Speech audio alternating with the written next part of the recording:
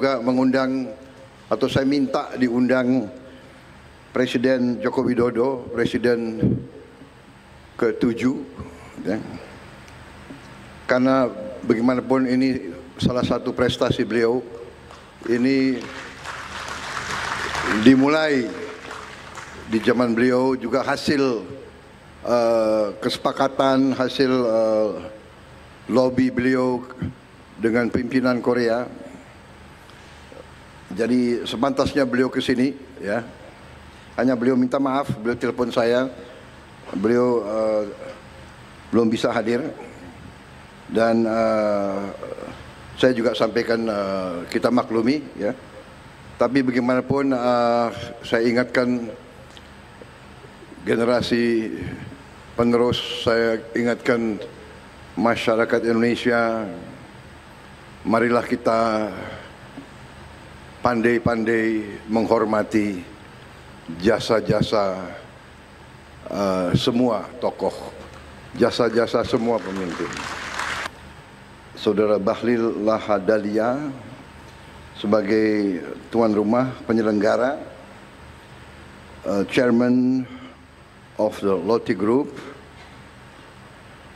Mr. Shin Dong Bin, beserta seluruh jajaran pimpinan Lotte Group yang hadir di sini hari ini,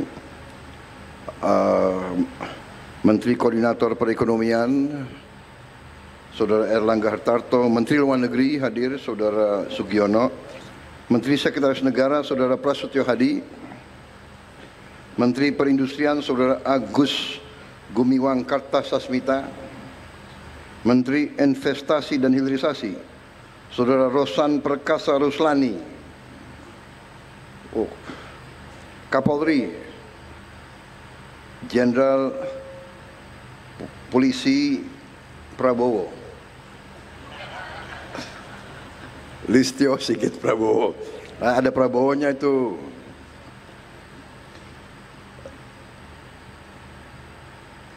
Duta Besar Korea untuk Republik Indonesia, Saudara Park Sudyok. Gubernur Banten, Saudara Andra Soni. Gagal juga kok. Bisa juga jadi gubernur. Yang benar ya, jadi gubernur apa tuh? Wali Kota Cilegon, Saudara Robin Sar. Yang saya hormati para tokoh agama, tokoh masyarakat Banten, Cilegon, para pegawai PT Lotte Chemical Indonesia, seluruh hadirin dan rekan-rekan pers media yang hadir di peresmian Lotte Chemical Indonesia.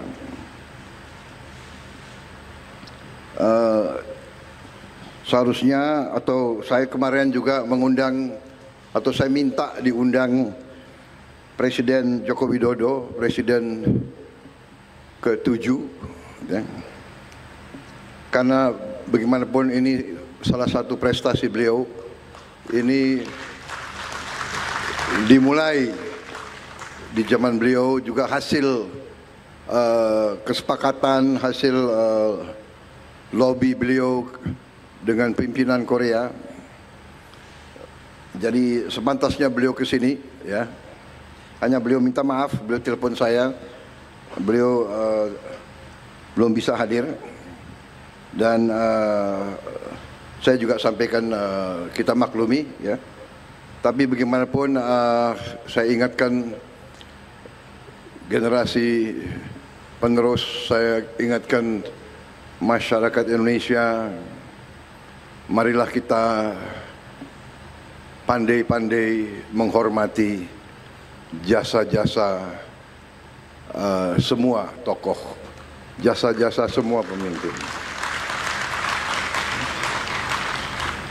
Pemimpin itu manusia.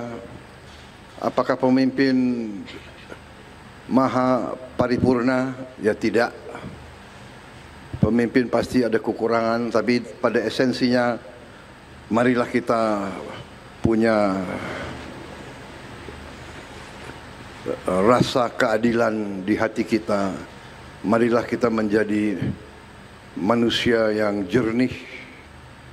Marilah kita menghormati orang tua, menghormati semua yang berjasa.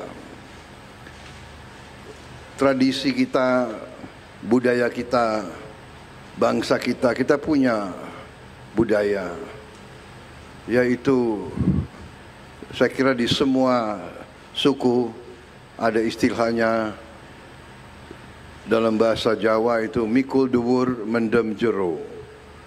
Kepada keluarga kita, hal yang baik kita angkat setinggi-tingginya. Kalau ada kekurangan, ya kita pendam, kita perbaiki. Tapi janganlah kita teruskan budaya hujat menghujat, ejek mengejek. Kita harus kerja keras. Saudara-saudara, saya terima kasih kepada chairman dari Lotte Group dan seluruh unsur dari Lotte Group, juga dari pemimpin-pemimpin Korea.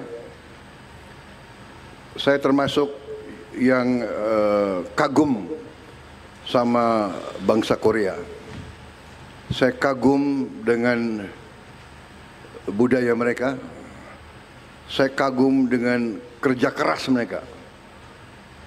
Mereka bangsa yang kerja keras. Mereka bangsa yang mampu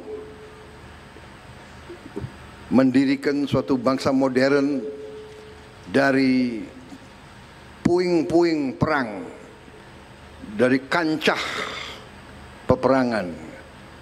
Korea adalah bangsa yang sangat sering diinvasi oleh bangsa lain. Mereka sama juga dengan kita, pernah dijajah. Tapi mereka tegar, teguh, disiplin. Mungkin dari sumber alam mereka tidak begitu banyak, hanya sumber daya manusianya, pemimpin-pemimpinnya tangguh. Kenapa saya sampaikan ini? Saya pernah punya pengalaman baik, banyak pengalaman baik dengan pihak Korea. Waktu saya di tentara, saya dibantu pelatih-pelatih dari Korea. Mereka sangat keras, mereka melatih dari depan. Jadi mereka itu, saya ingat salah satu pelatih dari Korea itu, dia orang Korea, pelatih judo, melatih tim saya di Kopassus dulu. Menjelang hari Natal, saya panggil dia, saya bilang, "Profesor, ini besok adalah hari Natal. Saya minta para anggota diliburkan." Dia bilang, "Tidak bisa, Jenderal. Harus latihan. Loh, ini hari Natal. Besok hari Natal." "Tidak ada masalah, Jenderal. Saya juga orang Kristen." Jadi profesor itu orang Kristen. "Tidak ada masalah, Jenderal. Saya orang Kristen. Kita nanti ke gereja jam 10. Kita kebaktian, misa, nanti jam 1 latihan lagi, training." Saya lihat dia hebat juga orang ini. Habis itu berapa minggu kemudian Lebaran, Idul Fitri, saya panggil dia lagi, "Profesor, besok hari besar untuk umat Islam, harus libur." "Jenderal, saya sudah tanya kepada ahli agama, yang wajib itu Idul Fitri, sembahyang sholat berjamaah di masjid jam 7 pagi. Dia tahu itu peraturannya, jam 7. Sesudah itu training, latihan. Habis itu dia dia tanya, Jenderal mau tim jenderal juara atau tidak? Mau. Kalau mau juara tidak ada jalan lain, harus latihan. Hanya ada satu rumus untuk menang. Saya tanya, apa rumusnya? Rumusnya 3. Nomor 1, latihan, training. Nomor 2, latihan, training. Nomor 3, latihan, training. Nah, ini pengalaman saya dengan orang-orang Korea. Jadi ini orang Korea ini bangsa yang tangguh.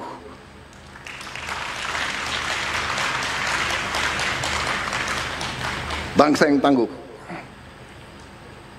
Jadi kalau negosiasi sama orang Korea tidak gampang. Ya, jadi boleh juga kalau orang Korea kita kirim orang Papua. Nah, jadi mereka bangsa yang tangguh. Ya. Saya salah satu idola saya yang saya contoh adalah Jenderal Park Chung-hee, Presiden Korea yang mimpin pembangunan industrialisasi Korea. Ya. Ya, mungkin ini tidak politically correct karena dia tentara ya. Tapi kalau tanya orang Korea semua, dia banyak jasanya dalam pembangunan ekonomi Korea. Dan yang saya kagum sama dia dan semua orang Korea mengakui dia memang orang yang bersih, orang yang tidak korup, orang yang membangun budaya Korea yang baik. Jadi ya, itu salah satu contoh saya ingin jadi seperti itu. Walaupun pensiun, tetap saya punya kehormatan, kebanggaan sebagai seorang jenderal. Kalau saya sekarang dipercaya mimpin bangsa, saya ingin mimpin pemerintah yang bersih, pemerintah yang tidak korup. Dan saya terima kasih. Dan saya terima kasih pembantu-pembantu saya ini bekerja dengan baik, dan mereka juga ingin meneruskan, ingin memberi contoh kepada generasi penerus pemerintah yang bersih, yang tidak korup, sehingga kita bisa melaksanakan pembangunan besar-besaran. Pembangunan besar-besaran ya antara lain kita perlu dapat kepercayaan dari bangsa-bangsa lain, dari perusahaan-perusahaan yang lain. Contoh hari ini Lotte perusahaan mungkin salah satu terbesar di dunia mungkin. Asetnya $100 miliar. Dan mereka investasi di kita berapa? 65 triliun. Ya, jadi saya sampaikan di sini bahwa ini contoh, dan ini juga kenapa saya tadi ingatkan, saya minta Pak Jokowi diundang ya, karena saya lihat kok ada mulai budaya yang tidak baik ya, pemimpin dikuyu-kuyu, dicari-cari, pada saat berkuasa disanjung-sanjung. Ini budaya apa? Ini harus kita rubah, ya kan? Ini harus kita rubah. Saya bukan Prabowo takut sama Jokowi. Prabowo masih dikendalikan oleh Pak Jokowi. Enggak ada itu. Pak Jokowi itu enggak pernah nitip apa-apa sama saya. Ya, saya harus katakan yang sebenarnya, kan begitu. Pak Prabowo takut sama Pak Jokowi. Nggak ada itu. Untuk apa saya takut sama beliau? Oke, aku hopeng sama beliau, kok takut? Iya kan? Sudahlah, saudara-saudara, beliau memimpin 10 tahun, diakui dunia bagaimanapun. Inflasi di bawah beliau cukup bagus, pertumbuhan bagus, iya kan? Come on, harus kita yang bener lah, yang jujur lah, ya kan? Ngono yang ngono gitu, ya kan? Ya, Pak Androsoni, benar nggak? Gimana itu bahasa Banten? Ngono yang ngono gitu. Ya nojo ngono kan gitu. Banten ada bahasa sama ya, Banten sama Banyumas ada persamaan ya? Hah? Ya, jadi saudara-saudara, ini prestasi hari ini, terima kasih. Saya bangga. Intinya itu yang ingin saya